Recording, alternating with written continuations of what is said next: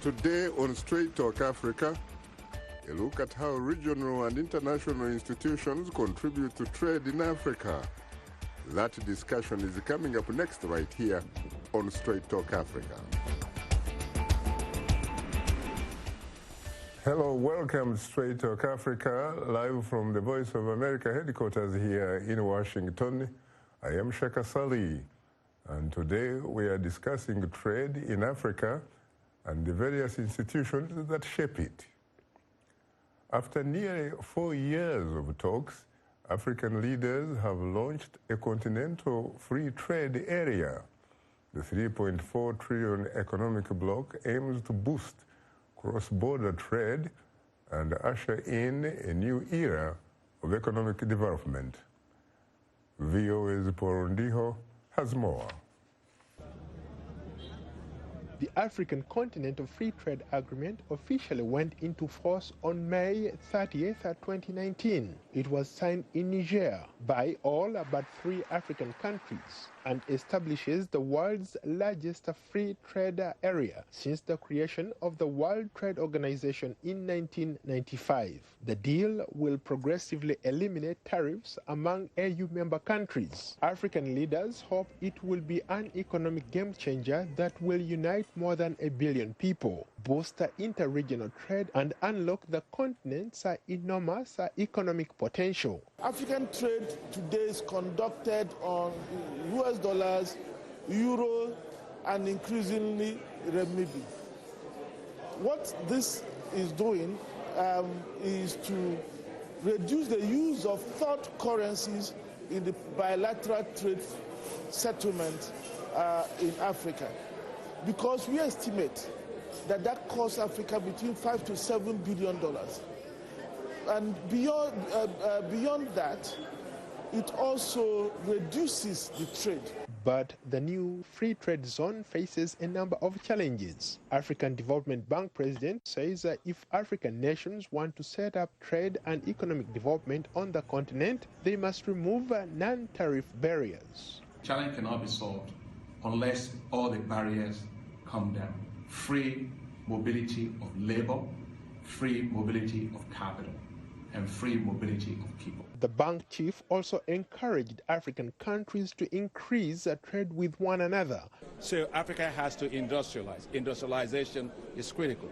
It's not just about moving raw materials, it's value-added products. Tariffs are a major source of revenue for African countries. Nigeria, the continent's largest economy, signed the pact. Abuja had been reluctant because it worries that protectionism could hamper the free trade deal. But the Manufacturers Association of Nigeria says any attempt by the country to slow pedal the implementation of the pact could hamper the free trade zone's effectiveness. Harmonization of the custom arrangements, particularly not just the custom tariffs, but also non-tariff barriers and technical barriers. I think these are something that have to be negotiated among the participants in the agreement that will try to eliminate the possibility of increased dumping and increased smuggling. Some are worried Nigeria will be flooded with cheap goods from more competitive neighbors and undermine the country's efforts to revive local manufacturing and expand farming as it tries to reduce dependency on crude oil exports. It's definitely not a level playing field. And it's to me, I consider Nigeria the Lion of Africa. You know, we have the largest population, we have the largest market. So it feels like we're given so much. We're given so much for not enough. Observers say some countries will benefit more than others. South Africa, the continent's most industrialized economy and arguably the largest exporter, is already conquering much of Africa with its brand of supermarket chains, banks, and telecommunications firms. Countries like Ethiopia and Kenya are hoping to tap into the continent's market, investing heavily in railways, highways, and power generation projects. Eritrea, the only African nation that hasn't joined the pact, says its government supports the bloc and plans to hold talks with the AU in the near future. Paul Ndiho, VOA News. Thanks for that report. Joining us here are expected to be two distinguished guests. Joel Kibazo, a former Communications and External Relations Director at Africa Development Bank, and Professor Benedict Oke Orama, President and Chairman of the Board of Directors at the African Export and Import Bank, is expected to be joining us momentarily. I have to say that, Joel, it is a pleasure, of course, to meet you again after having met you recently in London. Thank you, thank you. And I honestly have to say, as I often do, that I'm profoundly honored and exceedingly humbled to have the opportunity, by the way, to actually host you on Straight Talk Africa for the first time, Joel. Thank you, that's true, that's true. I've been a fan for a long time, so it's a pleasure to be here. You're most welcome. Well, we'll be joined momentarily by Professor Oke Orama. You, Joel, you come here, at least I know, twice a year. You come here, for example, during what we call fall. Yes. And you call it, of course, across the Atlantic, you call it autumn. Yes. And you also come here during spring. Yes, that's right. And each time you come here, you come to attend these important meetings of the Bretton Woods institutions, the World Bank and the International Monetary Fund. How are these meetings very important for Africa? These meetings are extremely important for Africa, not because they happen to be in Washington, because that's where the two institutions are, but Africa must always be a player on the international stage. And almost, I think without fail, all African finance ministers or ministers of economic planning are involved because they are governors of these institutions. So it is important that the African voice is heard on the key issues that affect them and affect the world. So people like me come to support those kind of the officials, but also the private sector that is involved in Africa. So it is important that we are seen not just from the sidelines, but as crucial players on any discussion that is taking place globally. But Joel, what about the fact that there are a lot of people who complain about the fact that these important Bretton Woods institutions, which were founded following the end of the Second World War, are essentially controlled by almost the same people that controls, for example, the United Nations? Yes, I mean, and I think there is that argument that is put. However, do we extract ourselves as Africans from an international system that governs trade, that governs how everything happens? Or do we say that we are going to be a player and try and get our share of what is rightfully ours? So for me, it is the second argument. The reason we must be at the table is that we need to get what is ours and put our case. And unless we do that, we are going to sort of miss out. Africa is on the table yet, but okay, I mean, you are on the table, but do you in fact have the voice? I think you do. So for instance, if you take the Development Committee, which is which is the high body, and it's both IMF and the World Bank, it is the Minister of Finance of Ghana that is now chairing that committee. So for the first time in a long time, Africa is chairing. So that means that you can help shape the discussion and the interventions that will be made, and actually bring to the table issues that affect us and are our concern, rather than only those issues that other parts of the world are talking about. But is that really like telling me that the current president of the United Nations General Assembly happens to be a Nigerian, Ambassador Jibril Bande, and yet you know as well as I do that in fact what controls the United Nations is not the UN General Assembly, but rather it is, it is, of course, the Security Council of the United States, which, as you know, has 5 permanent members. Yes. And Africa happens not to have any single representation on that table. I fully hear you, and I've taken part in a number of those discussions at the United Nations over the years. I remember in my past career as a diplomat.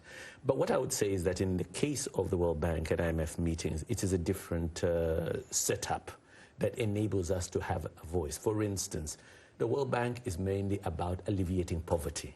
Let's not pretend, let's not ignore the fact that poverty is still a very big part on our continent and in our societies. So to the extent that that is the case, from people like me, it is about getting those resources to be able to deliver to our people. So I think in the case of this particular set of meetings, we managed to do that as Africa. You remind me of someone telling me that you go to war with the army that you have, rather than the one that you wish you had. I completely agree. Very interesting.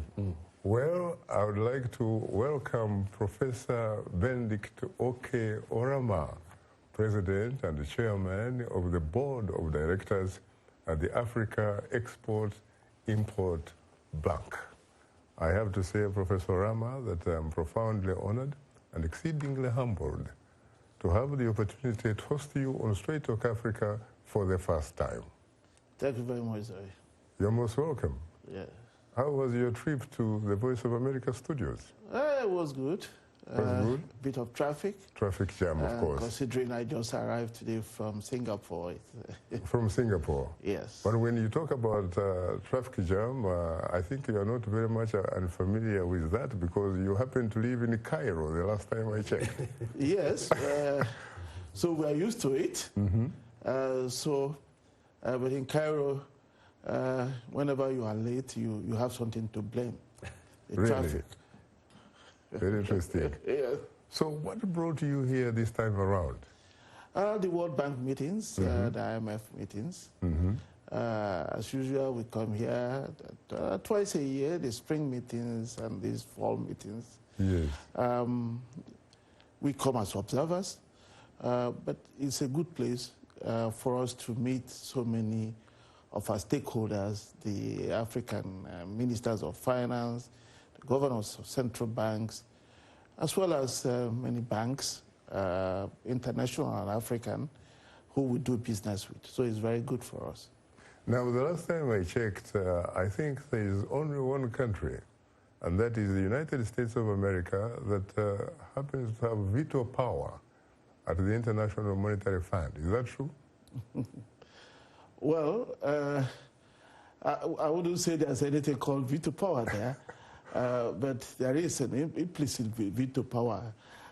Even in ordinary organizations, corporations, if you have the shares, you have the veto power. Do you agree with your fellow panelist, Joel, that Africa indeed benefits from being a member of that very, very important Bretton Woods institutions? What you ask yourself is, what is the alternative? I think within the multilateral framework, I think there are good institutions to be part of. Some good have come out of them in some ways. But I think overall Africa has to take its destiny in its own hands. Africa should look at those institutions as enablers, but not as drivers of their development. So Africa must set their own targets and drive their own development, and then go to the World Bank to provide support to what they have decided to do. And also go to the IMF, so the IMF does what it was established to do. When you have temporary shocks, balance of payment shocks, current account shocks, the IMF steps in. But it should not be seen as a permanent panacea to your problem. you should also try as much as possible to be in a situation where you do not have to go to the doctor, called the IMF. So what would be the other logical alternatives for Africa? Well, we've started doing something. The first thing is to break down the 84,000 kilometers of borders that divide us, which is actually at the root of the difficulties Africa faces today.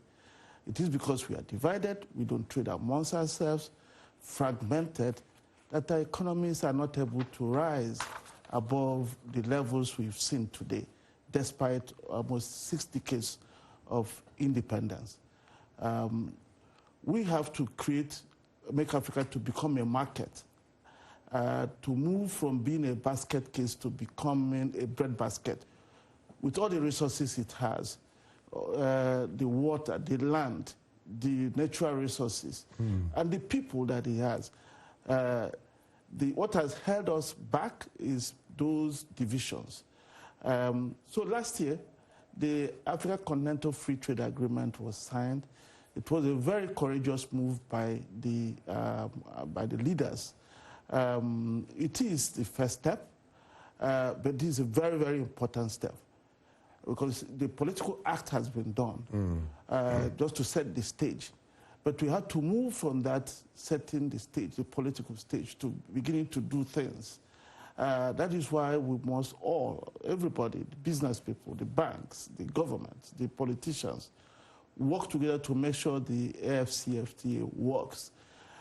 In the new world order we are seeing today, where multilateralism appears to be in decline, unless we have a strong Africa, unless we have a strong voice together, we're not going to be able to engage in all the bilateral negotiations that appear now to become the way things are going to move. Sierra Leone cannot negotiate with the U.S., but if the whole Africa comes and stands in front of the U.S. will take notice, and we're likely going to get a better deal. So I think the FCFTA is a very important move. If we make it work, we must then have started to take our destiny in our hands. Of course, as you know, one of Africa's founding fathers, the Ghanaian Osajefo, Dr. Kwame Nkrumah, at one time said that seek ye the political kingdom, and the rest shall be added unto you. I know that you are not a politician. You are a professional, obviously running a Pan-African important economic institution, a bank. But what about the fact that Africa has pretty much remained the way a German man by the name Chancellor Bismarck in 1884 in Berlin decided to divide it for the benefit of Europeans and not Africans? Well, I think it is important to use the lesson of history to define our vision for tomorrow. What happened in 1884, 1885 is very important. And I refer to it all the time myself, not to complain, but to make all of us and the younger ones know the origins of the problem we have. Because before the 1884-85 issues, Africa was in fact great. The great Mansa Musa, that was well known. And the map of old Mali. Inflation in Cairo. For 12 years, he depressed the prices of gold. And the old Mali was in the map in the 14th century. Timbuktu became a center of learning with big Arab scholars coming there. So Africa was a great continent. And trading amongst itself, doing business across.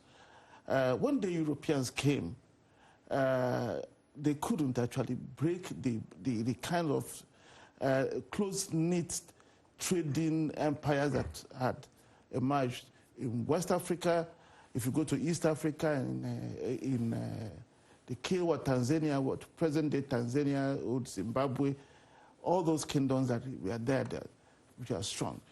But the way to break them was to divide and rule. And you had the events of 1884, 1885, which set the stage for what we have today.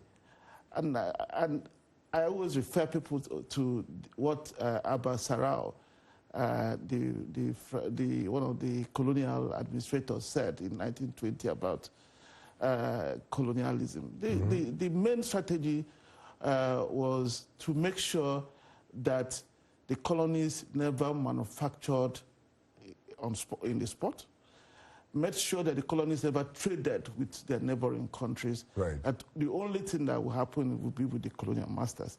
You see it today in the way the infrastructure was built. You see it today the way the education was done. You see it today in the fact that I know more, because I'm originally a Nigerian, I know more about Britain than I know about somebody in Benin Republic just across the border. So, or even about Nigeria actually itself. Well, that is what it is. So, for years, Africans had paid lip service to beginning to reverse this. It was only last year that this AFCFTA came about. Nobody ever knew it would happen. When we were in Kigali, about to go into the summit, the AU summit, where it was eventually signed, even in the morning, the thinking was that only 21 countries would sign. But as it was opened for signature, behold, 44 countries signed. And before you know it, today everybody has signed. You have, the last time I checked, just slightly under 30 ratifications. So this is marvelous. I think we're beginning to change what Bismarck did in 1884, 1885. Better late than never, but there's a lot of work to be done. The political act has been done. I mean, Nkrumah says, Siki, the political kingdom. Yes, it's important to have that political support. That has happened. The next is that we must then all work together to make sure we realize the goals we all have set for ourselves and for which our political leaders made those commitments when they signed the agreement for the free trade for Africa. Very interesting. Joel, I think that the gentleman is right on the money. But is there really what you would characterize as the appropriate political will in order for this institution to end up, in fact, delivering goodies to the people of Africa? I think for the first time, as Professor Rama has said, the political act has taken place. We've been talking about this for a very long time. And the mere fact that with the guidance of people like Professor Rama at the head of AFREX and helping, shaping, driving, pushing from behind, not everything is formal. Some of it is behind the scenes and formal, working with leaders. For instance, you will have seen Nigeria did not want to sign. I think that is well known, you know. And Nigeria South Africa was at least went in, but Nigeria was very reluctant to sign. But eventually, President Buhari came to the table and realized that perhaps it will make sense to sign. It doesn't mean it's perfect, but as they say, don't make the perfect the enemy of the good. There are other things. It is the political will has been signed. There are other details, you know, to be done. The whole issue of the tariffs, the non-tariff barriers, have still got to be challenged. Because the tariffs are one thing; those are clear. It's the non-tariff barriers to trade that are not visible, that nobody can see. Those are the things that we will need to tackle. But unless Africa trades with itself, we will really remain far behind the rest of the world in terms of business, in terms of trade. You need to compare to places like Asia, the way it trades with itself, when Pakistan will trade with Malaysia and whatnot. We is a situation where Nigeria is not trading as much with the countries surrounding, as the professor has said. So it is something that we do need. It not only helps the exchequers of our countries, it also helps on things like jobs. It brings about development to our societies. But is that really possible unless Africa gets the kind of courage to be able to remove these superficial, artificial borders that actually serve someone else's interests and not the African people? I think the Chinese, I think it's the Chinese who say any journey starts with the first step. Correct. So we have started. It is a journey. I think the mistake is that sometimes people think that because the agreement has been signed, that is it. Now it is about starting and making it effective. But if we use that analogy, Joel. Yes. Dr. Kwame Nkrumah, in a sense, initiated the first step on March 6, 1957. Yes. So where are we? You know what, Shaka? At the end of the day, we have to learn from our mistakes. As the professor has just said, it has taken us 60 years. Right. But I don't think the next generation is going to be like us. You see? I hope not. They don't have the time. They need jobs. Nor do they have the luxury. The luxury. They need jobs. Right. We at least had food we could get from around. That is not the case for the next generation. So if you do not move on things like this, they will not be able to eat. And a hungry man is very difficult to keep them in control or in check. But so I believe that we're going to move.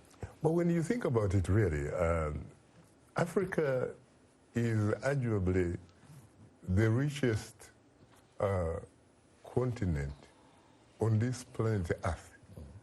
And yet, Africans are the poorest. Yes. How do we, really, how do we address this sort of unnecessary contradiction, really? Because last time I visited, paid a courtesy call on Zambian founding president, Dr. David Kenneth Kaunda. I remember telling him that one of the reasons I admired him so much, and I was a graduate student at UCLA, one of the reasons I admired him so much with his close colleagues like Tanzanian founding president, Mwalimu Julius Kambarage Nyerere, and of course the Ghanaian founding leader, the Osajefo, was because they were able to demonstrate that for them, when it came to Africa, there were no borders, there were no boundaries. Yes. They did not only talk the talk about African unity, they in fact were able to walk that talk so that the Africans of that time were able to walk the walk. What happened? Well, no, you are right. Things happened. We need to ask ourselves,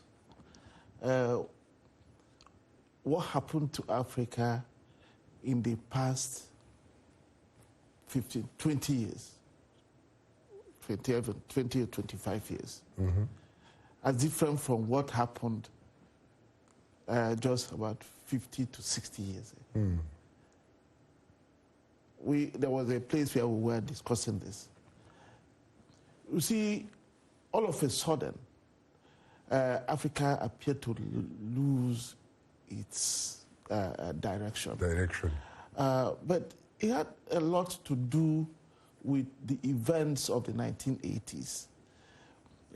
You may be surprised to know that prior to 1980, Africa was doing better than Asia.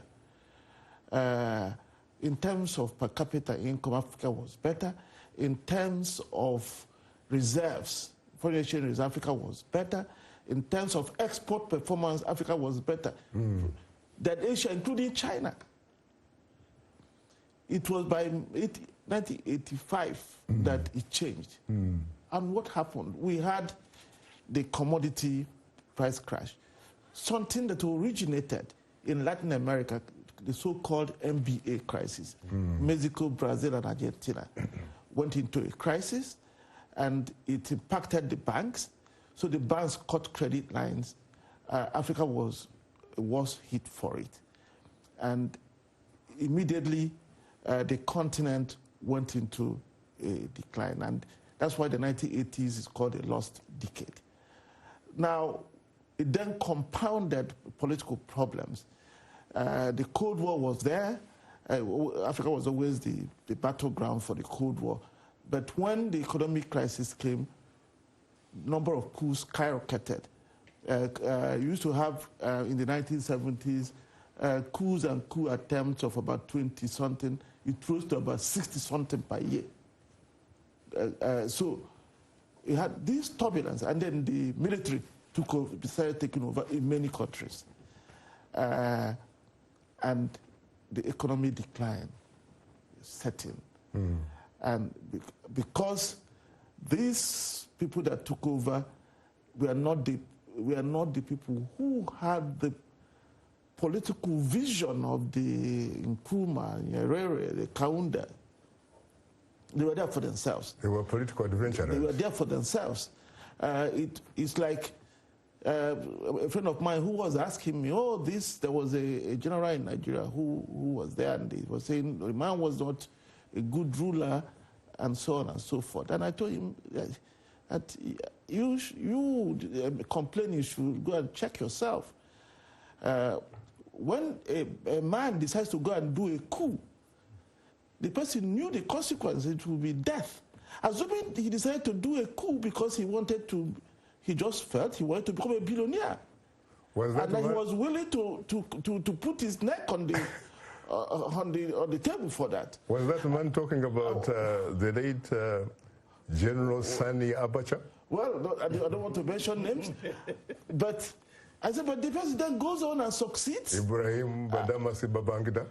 No, I don't want to name anybody, but he was just talking about one of the leaders complaining. And I said, no, don't look at it that way.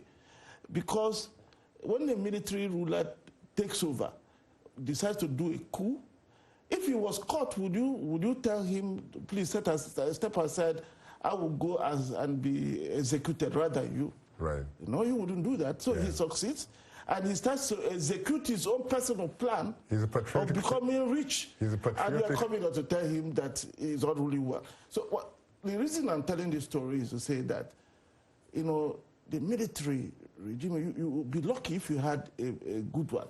And not that we didn't have some good ones, but it's just a matter of luck. But some civilian rulers themselves have not done better either. Those ones you can take them to account because you voted for them. But how do you do that, especially some of these ones, in fact, who seized the power through AK-47, but they are civilians? Well, that's like military.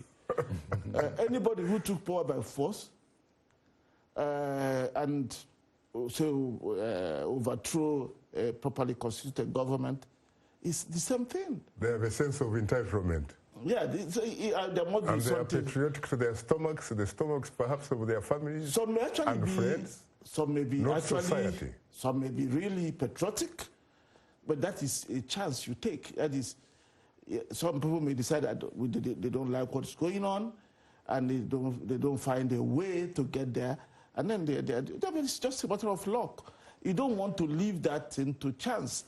It's better for you to have a political system that makes your leaders accountable. So when they are there, you can complain that you're not doing what you said, what you promised us. But somebody who comes and takes over did not come to convince you about anything. So that's, I think, what happened to Africa. Does not owe you. It doesn't owe you anything. So that is what happened to Africa. But luckily, from the late 90s and all, things started changing again. Political reforms, so we started having again a political process generating leaders that were voted in and becoming more and more accountable. And that is why you are beginning to see the changes we are seeing. Again, after decades of military rule, autocratic rule, and all that, dictatorship. You will not expect that we will come over it overnight. So the new leaders are doing their best, in my view. Gradually, we will all come back to what was in the 1960s. You know, the way where Africa was going before it was disrupted by that economic shock that we witnessed. It's very interesting. Now, Joel, he alluded to what happened in Asia, for example.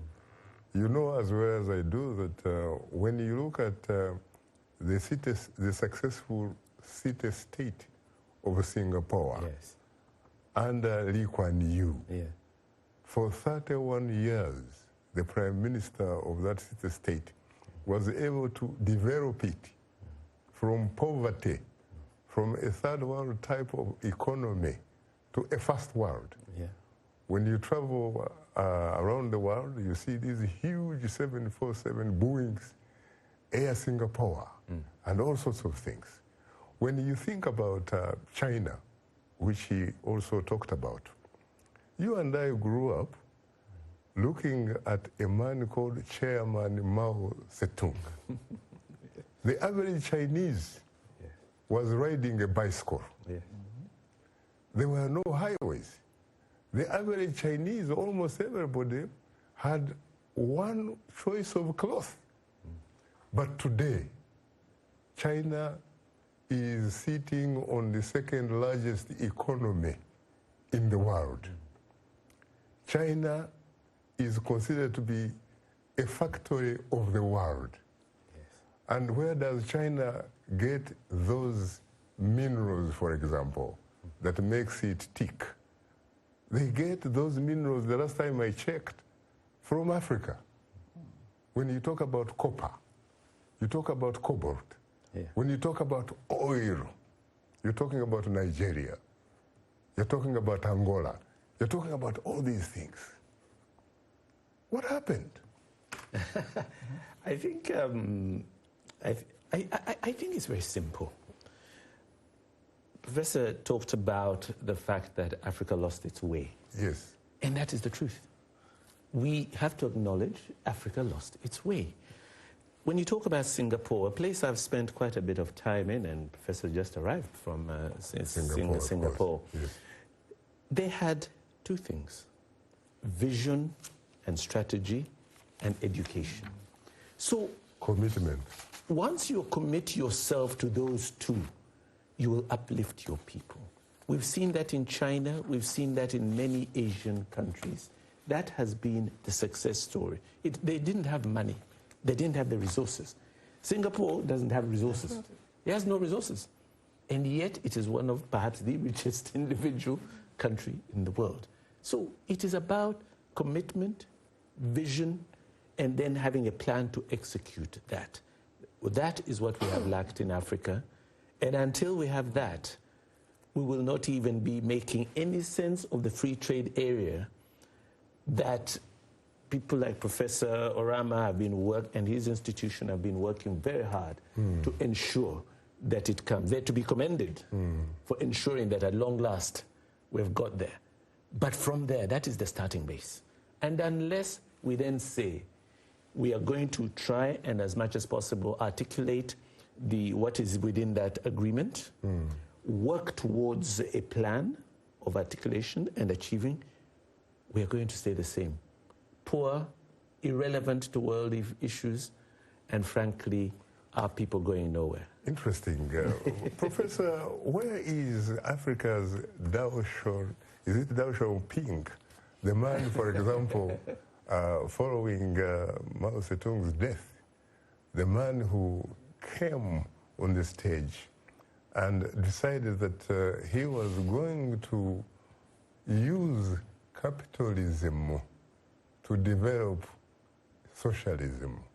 He talked about how he did not, for example, care about the color of the skin of the cat. all he cared about was whether the cat could in fact catch a mice. Yes. Where is our Deng Xiaoping? Well, I think we're having them today. You know, the ceremony we witnessed at the signing, the signature of the AFCFTA, today we look at it, it looks simple.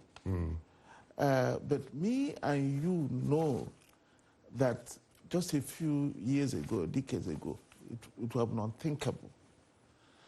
It would have been unthinkable. Because everything we do in Africa, something like that, has broader geopolitical implications. And sometimes our leaders did not have the courage to do some of those things that were necessary, but that carried some risks. That is why what they did, we must see it as profound. It's not simple, and that is, we are beginning to go to, that's a pink story you're talking about. People have started now to say, look, we have to rise up to our calling. We can no longer be in a continent of potential that's never realized. Ever since I was a child, I went to school. They said, Africa is full of potential. Today they say Africa is potential. You talk about that. I remember sincerely when I was in primary school, up to the time I left Uganda, and that is about 43 years ago. Potential? All I used to hear was, for example, how Africa produces what it does not consume and consumes what it does not produce. And I have also heard some of the African leaders talking about adding value. And some of these leaders have been in power for 30 years. How do you add value? How can you possibly have power and justify actually being in charge of a nation of millions of people, and you are not in fact using power as a force of good for your people, to change the quality of life of your people? And you say you're a leader? You can't be a leader. Yes. Well, I'm, you know, in Studio 47, unfortunately, Professor, there is no democracy. If the producer says you have to go for a break, you have to go like a good soldier. You are tuned into Straight Talk Africa. I would like to thank Professor Benedict Oke Orama, President of the African Export-Import Bank, for joining us. We'll have more of a discussion in a moment, so please don't go away, because we'll be right back with you.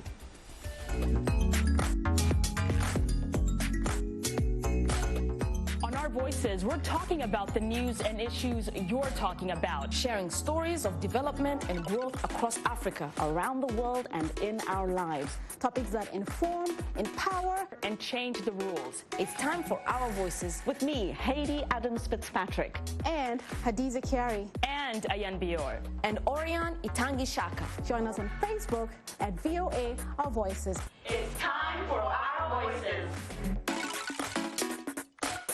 Today's youth are not just the next generation of African leaders, they are today's leaders. And this is the time to invest in them, today, not tomorrow. So let's connect, let's engage with each other on issues that will transform our societies.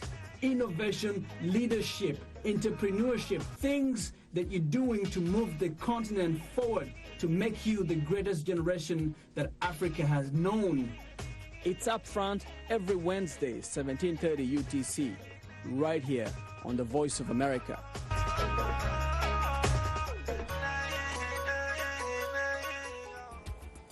Welcome back, and now let's look at what's on tap for next week's program. On the next Straight Talk Africa, thousands have fled the eastern parts of the Democratic Republic of Congo following ethnic violence targeting the Banyamulenge community. We take a closer look at what's fueling violence in the DRC on the next Straight Talk Africa. And today we are talking about trade in Africa. Our guests are Joel Kibazo with us here in the studio, and is a former senior executive at the Africa Development Bank. Earlier, we were joined by Benedict Oke Orama, president of the African Export-Import Bank. I have to say, Joel, for those who probably may not know you, that you've really done your part. You have been a distinguished public servant, whether domestic, regional, or international. The last time I checked, you were head of communications and a spokesman of the Commonwealth. Yes, that's true. At the Secretariat, yes, Marlborough House in London. Yes. I also, of course, I remember the first time I ran into you, you were just like me. You belonged to my tribe. I did. You were a journalist with Financial Times of London. That's right. And you also worked for the BBC. That's right. You've been around. Yes. So what do you do now? It's age. We are now so old. Now, no, thank you very much for your kind words. And what I do now is that I ran a consultancy out of London advising governments and corporates about Africa and how, in some cases, it is about trade and how they can engage with African governments and African enterprises. But sometimes it is also just about how to raise their profile within that continent and how best to do business. We also do it the other way, whereby you take an African entity that feels that it wants to speak to the world.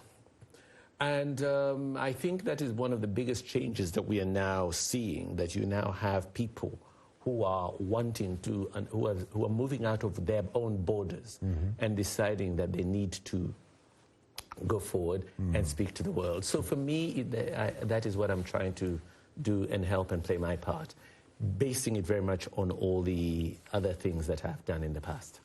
Very interesting. I have to say, of course, again, that I am profoundly honored and exceedingly humbled to have the opportunity, again, to host you on Straight Talk Africa for the first time. Yes. Even though, in fact, we should have done before and probably many times, because our paths have crossed a lot. They have indeed, and I will sort of return the compliment if I may. I've been a great admirer, and of course, you're a pioneer. And of course, what people may not realize is your viewers out there that we are compatriots.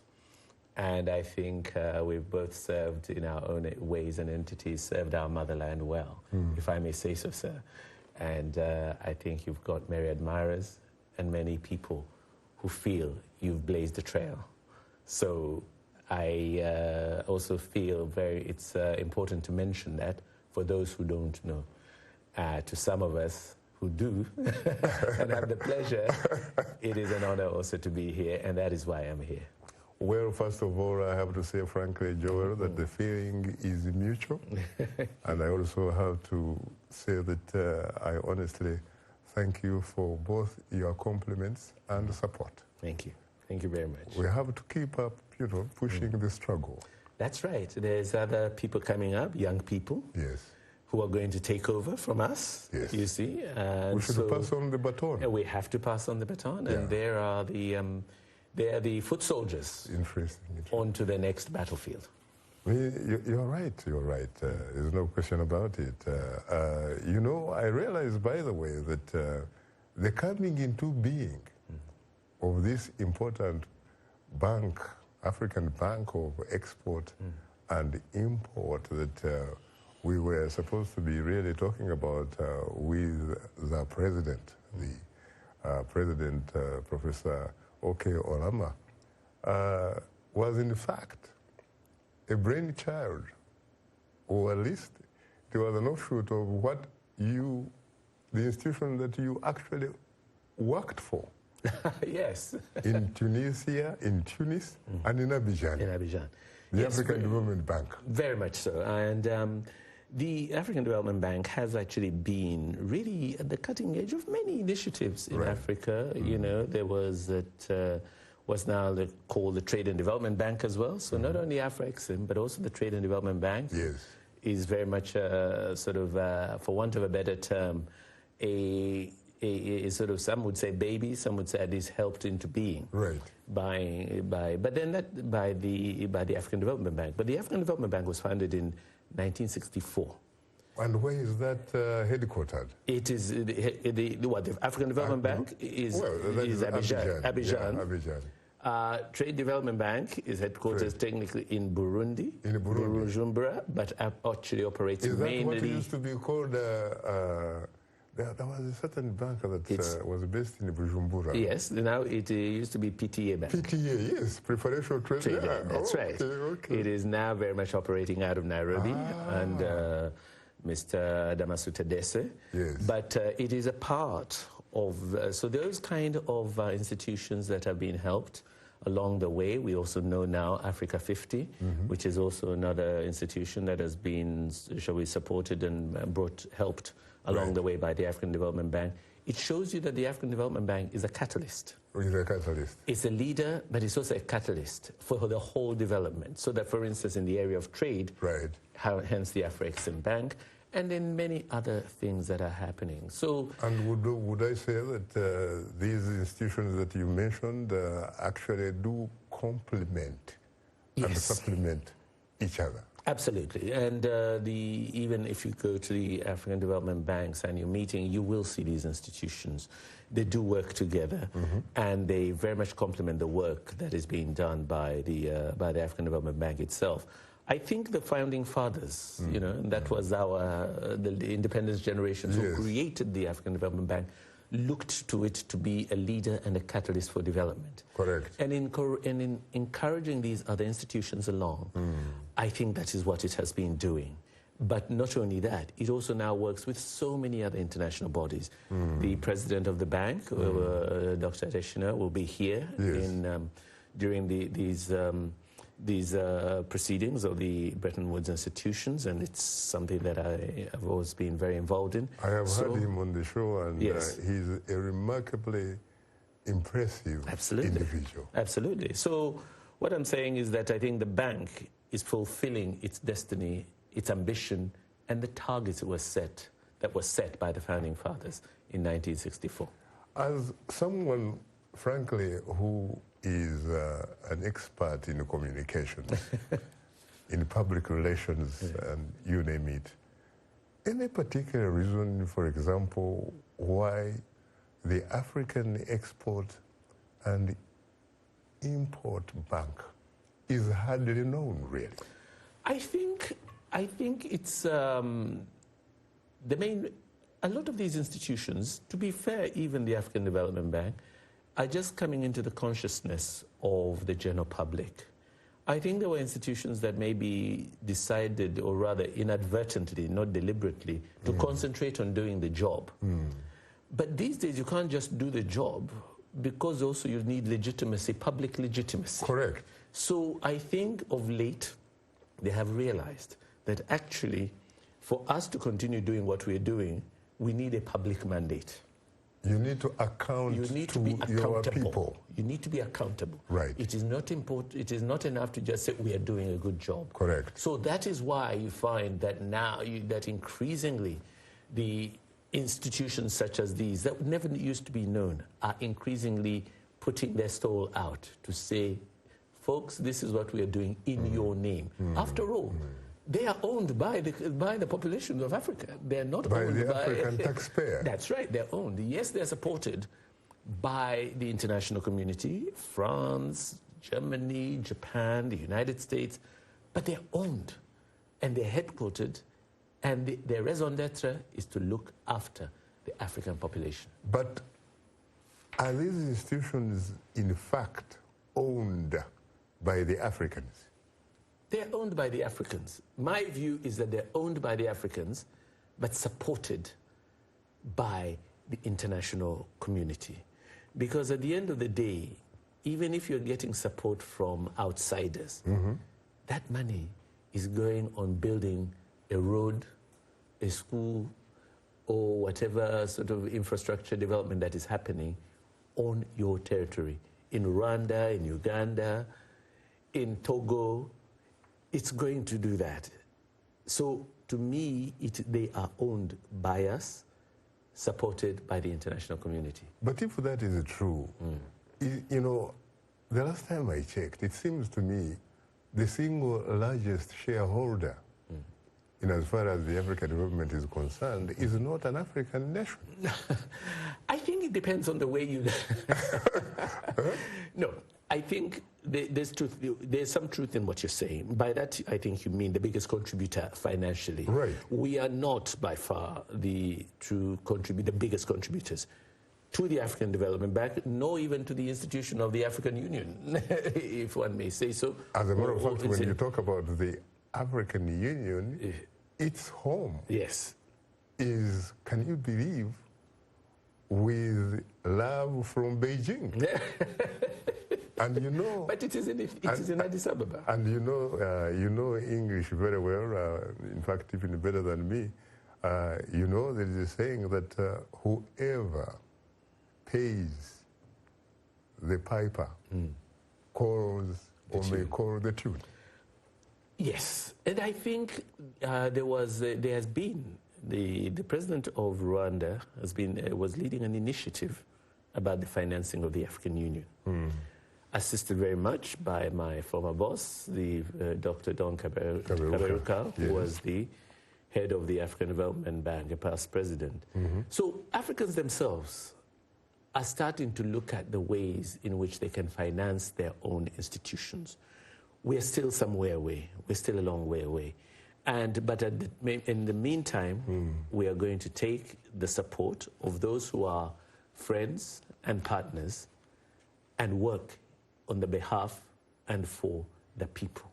Because it's only that that will then help transform us, and eventually we shall also be, shall we say, able to finance our own development. Joel, let me ask you a question that I often ask to distinguished guests like you. What is it, if you could put your fingers on it, that you think has perhaps been the most important decision that you made in your public life? And what about the single most regrettable, if any? The single most regrettable in public life? Yes. The most important one? Goodness me. I think in what helped me in public life, I made a commitment. It was so easy not to commit my life to Africa. I could have gone and done a lot of other things. But I decided that I must in some way, because of where I knew where I came from and the kind of conditions I saw as I was growing up as a child in Uganda, that made me decide that in some way I'll commit myself to Africa. So I think that's the most important. And it's been at the root of everything I have done. You've never run away from your roots? No, never run away. Even the citizenship is still Ugandan. And Joel, that's the reason why I always say I'm a kid from KABARI. Exactly. Well, on that note, our distinguished guests are Joel Kibazo, and earlier in the show we had Benedict Oke Olama. Thanks to our audience for tuning into Straight Talk Africa. In the meantime, get better, not bitter Africa. And please remember to keep the African hopes alive.